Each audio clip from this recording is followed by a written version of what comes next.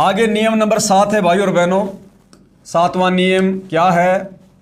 अनावश्यक दान निषेध है। यानी अपने गुरुजी के बताए अनुसार ही हमने दान धर्म करना है।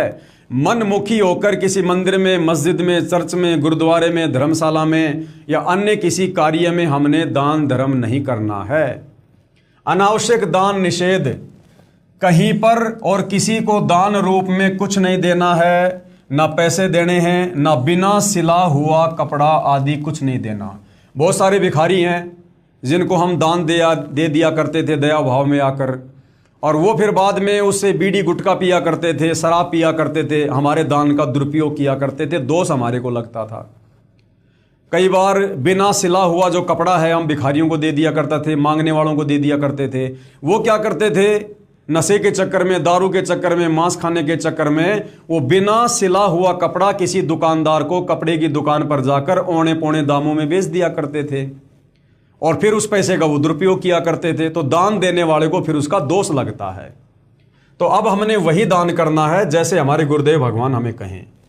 कहीं पर और किसी को दान रूप में कुछ नहीं देना है, ना पैसे देने हैं, ना बिना सिला हुआ कपड़ा आदि कुछ नहीं देना है। यदि कोई दान रूप में कुछ मांगने आए तो उसे खाना खिला दो। सबसे बढ़िया तरीका है उसको भोजन करवा दो। चाय, दूध, लस्सी, पानी आदि पिला दो, परंतु देना कुछ भी नहीं है। न जाने वह भिखारी उस पैसे का क्या दुरुपयोग करे। जैसे एक व्यक्ति ने किसी भिखारी को उसकी झूठी कहानी, जिसमें वो बता रहा था कि मेरे बच्चे इलाज बिना तड़फ रहे हैं, कुछ पैसे देने की कृपया करें, इस बात को सुनकर भावनावश होकर 100 रुपये दे दिए। वह भिखारी पहले पाव शराब पीता था। उस दिन उसने आधा बोतल शराब पी और अपनी पत्नी को पीट डाला। उसकी पत्नी ने बच्चों सतम हत्या कर ली। आप द्वारा किया हुआ वह दान उस परिवार के नाश का कारण बन गया। यदि आप चाहते हो किसी ऐसे दुखी व्यक्ति की मदद करें तो उसको डॉक्टर से 2 पैसे नहीं देने हैं।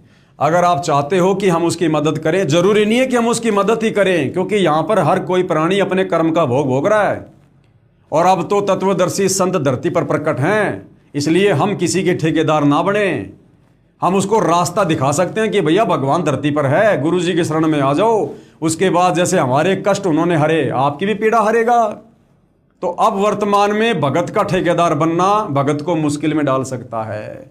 कोई गरीब है, कोई पीड़ित है, कोई रोगी है, तो भगत उसे अपनी तरफ से कोई विशेष मदद ना देके अपने गुरुदेव भगवान तक पहुंचा दे, जिससे उसका भी कष्ट दूर होगा। जब नाम उपदेश लेकर भक्ति करेगा तो परमात्मा उसको भी सहायता करेगा, उसको भी परमात्मा लाभ देगा और हम भक्तों को भी वो पुण्य मिल जाएगा सतगुरु की शरण में ले जाकर उपदेश दिलवाने के कारण। और यदि हम बीच में ठेकेदार बन जाएंगे तो भाई और बहनों फिर काल हमारी भक्ति खाएगा। तो यह गुरुदेव ने क्या कहा है? यदि आप चाहते हो, यानी कंपलसरी नहीं है कि उसकी मदद आपने करनी नहीं। यदि आप चाहते हो कि ऐसे दुखी व्यक्ति की मदद करें तो उसके बच्चों को डॉक्टर से दवा दिलवा दो, पैसे नहीं देने।